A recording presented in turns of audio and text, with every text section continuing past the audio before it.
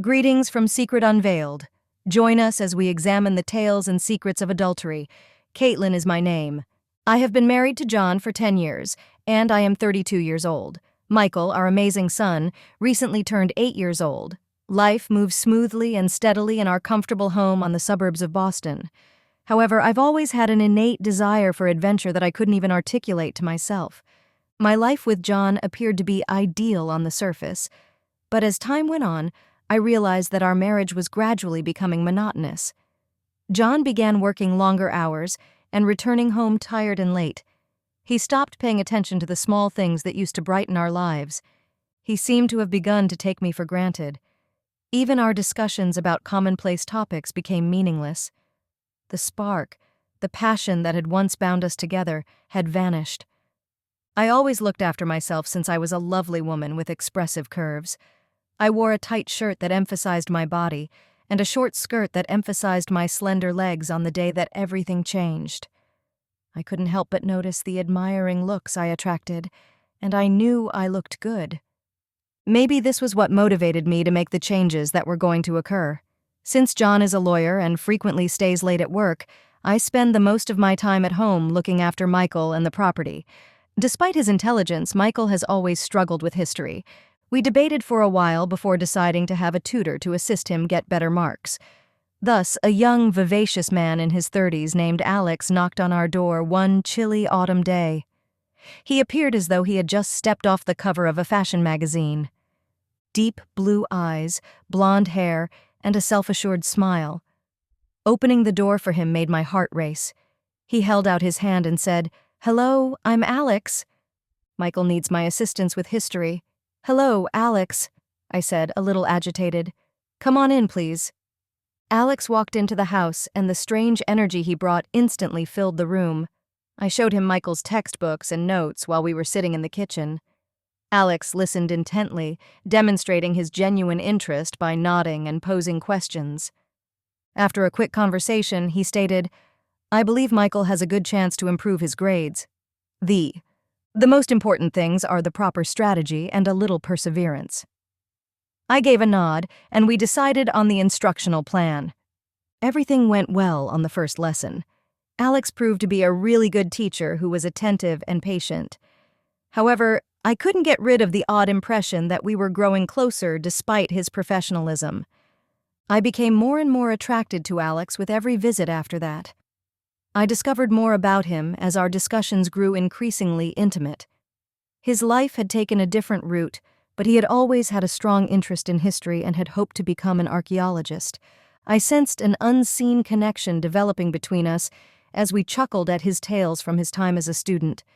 I was drinking a cup of tea one evening after a particularly stressful day when Alex came up to me. "A difficult day?" He sat down next to me and asked. "Yes, somewhat," I said, sensing his eyes on me. "There are moments when it seems like everything is routine." "I get it," he remarked quietly. "However, Caitlyn, you're doing a fantastic job. Thanks in large part to your love and care. Your son is a lovely boy." I grinned as his words warmed my heart. When our gazes locked, I knew we were about to encounter a perilous situation. However, I was unable to stop myself. I leaned in his direction as though enchanted, and we shared a tender yet intense kiss. After that kiss, everything around you became meaningless, like a lightning strike. I desired more after sensing his strength and warmth, but it was wrong, and we both knew it. He mumbled, "Caitlyn," and withdrew. "This is not what we should be doing." "I know," I said, attempting to control my roiling feelings. "I can't help it, though." After a lengthy moment of staring, Alex got up and started to gather his belongings. Even though he said he would be back for the following lesson, I could see the same anxiety and longing in his eyes. My life will never be the same, I knew as the door closed behind him. There were tough choices and obstacles ahead of us, but just then I was willing to do anything to experience that once-in-a-lifetime kiss once more. It had been a few days since Alex and I had kissed. The home was tense, and I could feel my heart pounding quicker, and our eyes meeting more often with each of his visits. I made an effort to divert my attention by taking care of Michael and doing housework, but the memories of that moment lingered. One day, Alex arrived to teach Michael a lesson while John was at another business meeting. While they worked in the living room, I sat in the kitchen as usual, feigning to be preoccupied with tasks. However, my focus was on their voices, Michael's chuckles, and Alex's composed, assured speech. Michael hurried to his room to show John what he had learned at the end of the lecture. In the kitchen, Alex came up to me, his eyes intent and serious. He took a seat next to me and said, "We need to talk, Caitlyn." "Yeah," I said, lowering my gaze. It was improper, but he took my hand in his and finished for me, saying, "But we both want this." I was unable to resist his soft, loving touch. He leaned in and gave me another kiss after we sat like that for a short while. The kiss was deeper, more intense, and brimming with want this time. His hands moved smoothly down my back, drawing me in. "I can't stop thinking about you, Caitlyn," he said, stepping back to meet my gaze. "I can't stop it, even though I know it's wrong." "Me too," I said, my heart pounding. I'm at a loss on what to do. I had waves of warmth and excitement as his hands started to move over my body after we kissed once more. We slowly made our way to the living room, where our bodies entwined, and I was powerless to control my emotions. He started taking off my clothes carefully. My blouse was softly unzipped by his hands, exposing my lace underwear. I got goosebumps all over my body when I felt his fingertips contact my skin. He started removing my skirt when the blouse dropped on the ground, carefully dragging it down until I was only wearing my panties. He looked at me admiringly and whispered, "You are beautiful. Ever since I first saw you, this has been my fantasy." I was unable to control my emotions. Even though we both knew this was wrong, we were powerless to stop it. I saw the same desire that blazed within me in his eyes. Alex lowered the straps of my bra and stroked his fingertips over my shoulders. The tenderness of his touches made me shudder. His breath caught in my throat, and we both realized then that we had crossed a line from which we would never be able to get back. Our desire grew stronger as he carefully leaned in to plant a kiss on my lips. With all of the intensity we had been suppressing for so long, the kiss was intense and passionate. I felt waves of warmth wash over me as his hands moved gently over my body. In the end, our bodies were intertwined as one on the couch. My neck was probed by his lips, causing me to sigh with pleasure. I was overcome with emotions as I felt his hands slide under my panties. With every kiss and touch, we got closer to the time when the world would vanish and it would be just the two of us. Our movements became more rhythmic. I was willing to break every law for the moment, and I couldn't believe this was happening to me. When he briefly withdrew to meet my gaze, I muttered, "Alex, we must halt." "I understand," he said, his voice quivering with emotion. "However, I am unable to." As though we were meant to be together, our bodies moved in rhythm as we shared another kiss. I sensed his breath quickening, and his touches become more assured. I became aware that I had lost all self-control at that point. I experienced an unfathomable feeling when our bodies finally touched. I was completely engulfed by what felt like an emotional explosion. I experienced every touch and movement of his as though it were my last chance to feel such a thing. We created a rhythm that was unique to us as we moved together, our bodies entwined as one. I got goosebumps all over my body as his hands gripped me tightly and his lips touched my flesh. I had a rush of pleasure as we eventually arrived at the peak. I will always remember the feeling I had when everything around me vanished and it was just the two of us. As we slept next to one another, our breathing gradually became more relaxed. His arms were wrapped over me, and I could feel his warmth. "Caitlyn," he said in a passionate whisper, "this isn't going to end." I hugged him and said, "Me neither." "However, what will we do?" "We'll find a way," he responded with assurance. "I can't let you go." I knew then that I would stop at nothing to preserve what we had. Attraction was no longer enough to describe our relationship. I was unable to ignore the genuine feeling. We hugged and talked about the future for the remainder of the night. We were prepared to sacrifice everything for our love, even though we knew we had a lot of tough choices ahead of us. We realized we had to face reality when daybreak arrived. However, we were content at the time because we knew we had each other. Days had gone by since that enchanted night, and the tension in the house was only becoming worse. My heart would rush every time I looked into Alex's eyes, and my mind would stray back to our passionate exchanges. We couldn't help but be attracted to one another, even though we both knew it was risky. John kept working late, which allowed us to spend more time together. The tension between Michael and Alex increased every evening when Alex came to tutor him. Our words grew more intimate and transparent, and our looks grew deeper and more meaningful. Alex spent more time in the kitchen than normal one evening after Michael's session was over. My hands were shaking, so I pretended to be busy making dinner, but I was unable to. Focus. He walked over to me and said, "Caitlyn, we need to talk." I noticed the longing in his eyes as I turned around. I knew we had to have this talk, and my heart skipped a beat.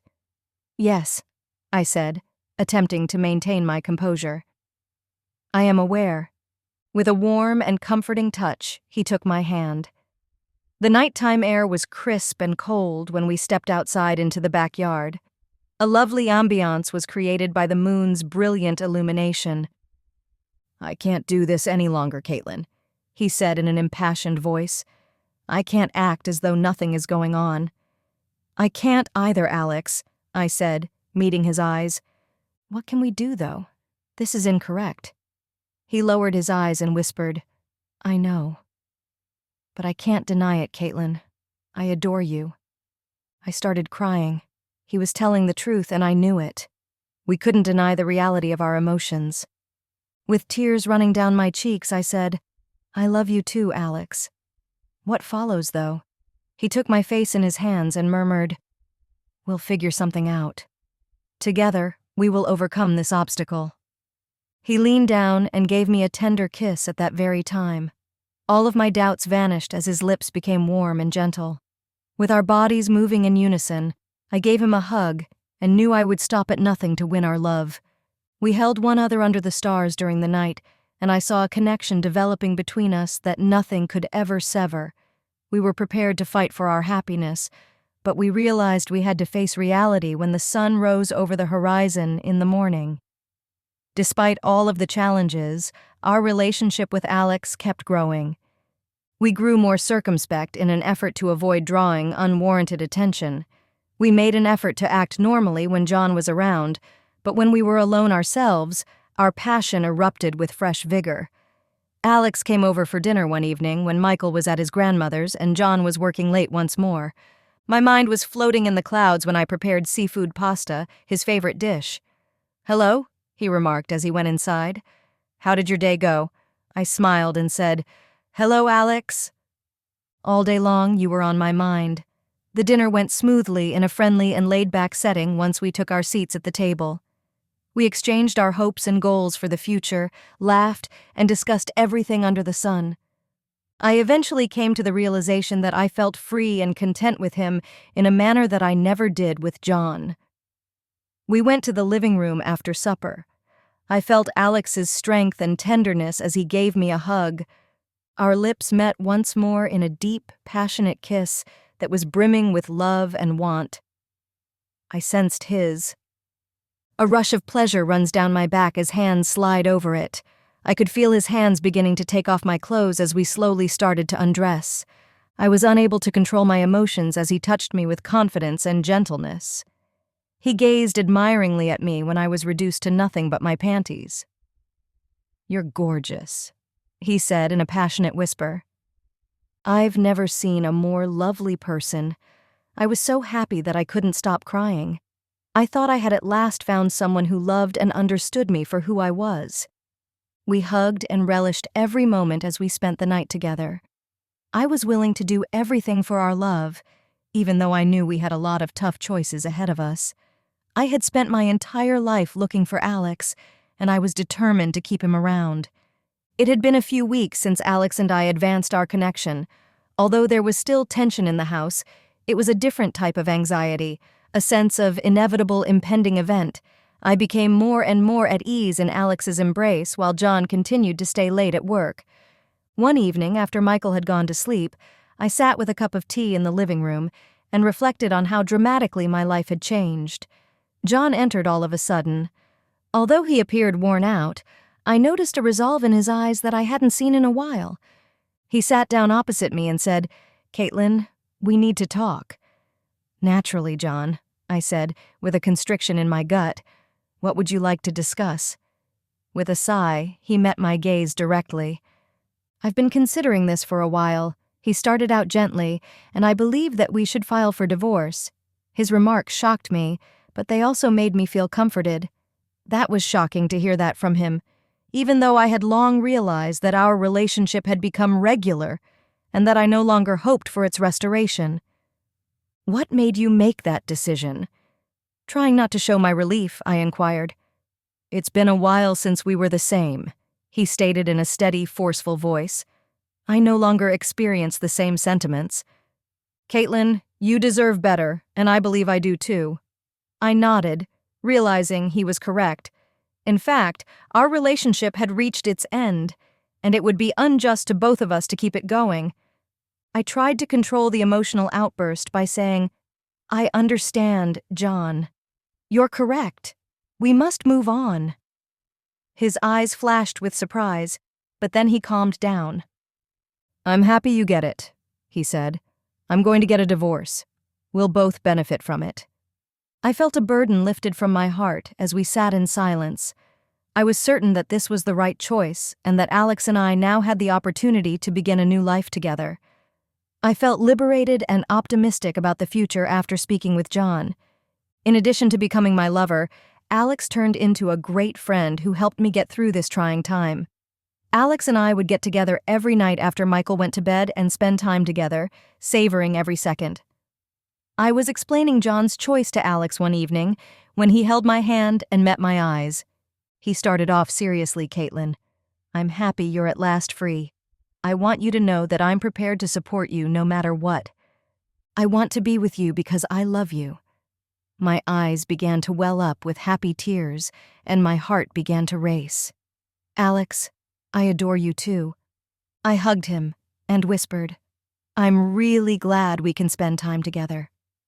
For a long time, we sat together in embrace, and I could feel our future growing closer.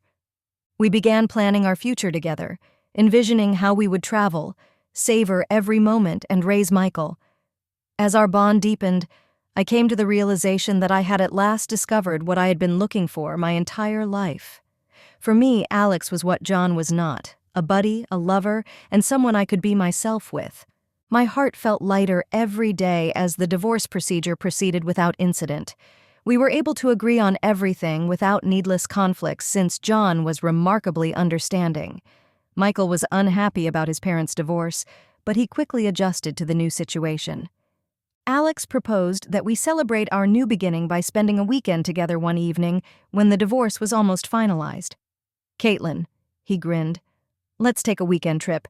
It's time for us to relax and appreciate one another." "That's a great idea, Alex," I smiled in return. "Would you like to go somewhere?" He proposed the idea of a small cabin beside the lake. "We can spend some time together alone, and it will be quiet and serene." For us, the lake weekend was a real blessing. We swam in the lake, strolled down the shore, and spent our evenings by the fireside, discussing everything and anything. For us, this period marked the start of a new era free from previous issues and uncertainties. Alex clasped my hand and met my eyes as we sat on the porch one evening, gazing at the sky. With passion in his voice, he said, "Caitlyn, I have never been happier as I am right now. I want to live out the rest of my days with you since you have transformed my life." My eyes began to well up with happy tears, and my heart began to race. I hugged him and whispered, "I feel the same, Alex." I'm overjoyed that we connected. Sitting together, we relished the silence. I was willing to do anything for our love, even though I knew there would be many obstacles on our way. Alex was the person I'd spent my entire life looking for, and I wasn't going to let him go. John and I had been formally divorced for some months.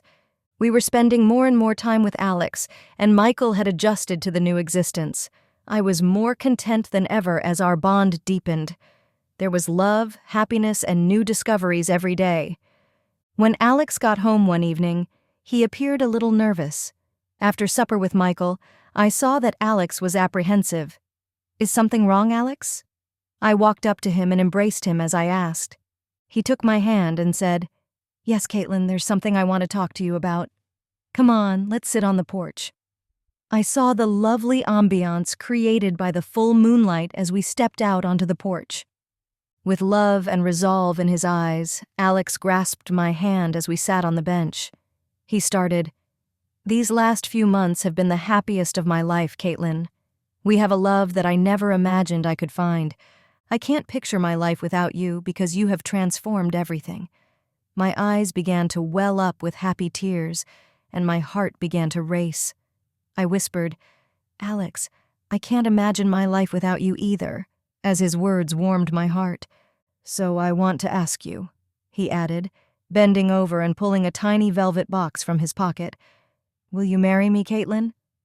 My eyes grew wide with delight and amazement. I gazed into his genuine, love-filled, and hopeful eyes as well as at the ring he was holding. "Absolutely, Alex!" I threw my arms around his neck and gave him a hard hug as I exclaimed, "I'll wed you!" As soon as he put the ring on my finger, I was overcome with joy. We shared a kiss that was full of love, hope, and promises for the future.